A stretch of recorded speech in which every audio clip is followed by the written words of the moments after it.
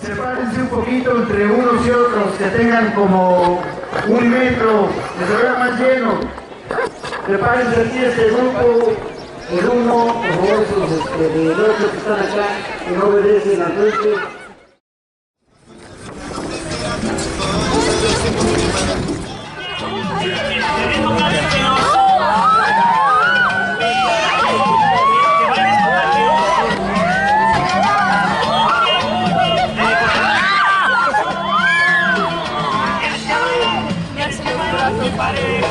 Del lado derecho, como ya les había comentado, está el Centro Oficial a Muerte. Del lado derecho, los murales alusivos al ajolote y los estanques que se encuentran ahí, que parecen albercas, es donde se tienen en reproducción carpas y truchas.